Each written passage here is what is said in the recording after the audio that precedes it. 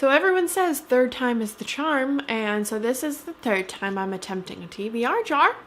We'll see if I actually stick to it this time. Hi friends, welcome back to my channel. My name is Cheryl, and today I'm here to do my kind of current TBR and introducing my TBR jar. So I don't like doing explicit TBRs where like these are the 5 books I'm going to read this month without fail. I just find that what I choose at the beginning of the month, my reading taste at that point don't necessarily follow my reading taste throughout the month. So I've decided that I'll just kind of talk to you guys about the books that I want to read in the immediate future. Just kind of some of the books that I hope to read throughout the month or soon, and only do probably about 3 or 4 books at a time because I typically read more than that in a month. So that still gives me some wiggle room. If I don't finish these books or I don't get to them, I'm not going to beat myself up. But yeah, so without further ado, let's just get into this. And we're going to start with the TBR jar. So what I've decided is I think the problem I always had in the past with the TBR jar is that I had a tendency to draw one name, be like, this is the book I'm going to read, and that's it. And typically I didn't read it because I didn't necessarily have interest in it, which I know kind of defeats the purpose of the TBR jar because you're trying to force yourself to read books you may not normally pick up, but I digress. So this time I have decided that I'm going to draw 3 names from the TBR jar and pick one of them to read. That way I get some choice still, but it's random. It forces me to pick a book I may not normally have picked up, which is the point of this because I have a tendency to gravitate towards certain books on my TBR and completely forget about others. So we'll pick these picks first. So we got 1, 2, and 3. So let's see the titles. So I can read the next Stephen King book. I put that in there as opposed to the title because in the event I had picked it up before drawing it, I didn't want to be like, well, I've already read that. So I can read that. I can read the first Lord of the Rings. Interesting. Or Queen's Poisoner. We'll do the next Stephen King book. So the next Stephen King book I have on my TBR is, what is it? Salem's Lot, which I have read before. So this will be a reread, but it's been a long time since I've read it. It is the second book he published. So this deals with vampires, if I remember correctly, and they're like the more Dracula style vampires, less of the Twilight style vampires, so they're not sexualized creatures, if I remember correctly.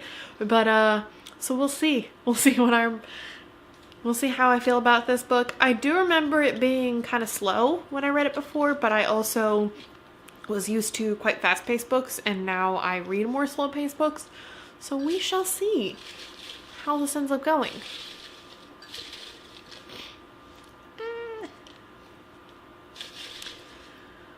So that was successful.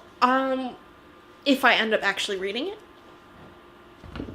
So you guys need to hold me accountable because I'm bad about doing that myself. So a couple other books that I'm really hoping to get to at some point this month are I really want to reread Scarlet. I don't know why. It's the only one of the Lunar Chronicles I own because it's my favorite in the series. I don't intend to reread the other ones. This is like, I'm really craving some Scarlet and Wolf, who are one of my OTPs because Wolf is a cinnamon bun and I adore him. So I think I might reread that. I don't know. That one is tentative because a reread isn't as important to me as, you know, maybe getting another book off of my TBR.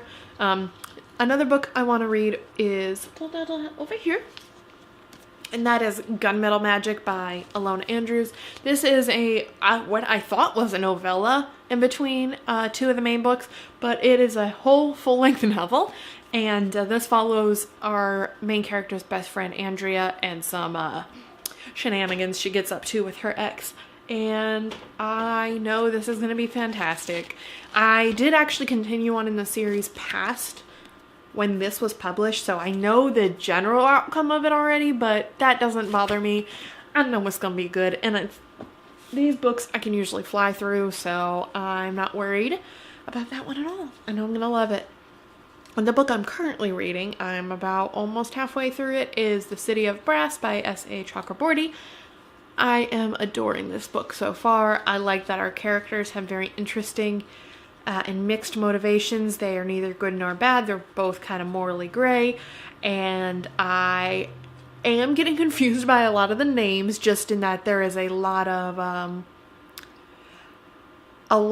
different classes of people, a lot of different lore, a lot of different historical figures, and I have a problem in most fantasy books in that I have a hard time keeping characters straight.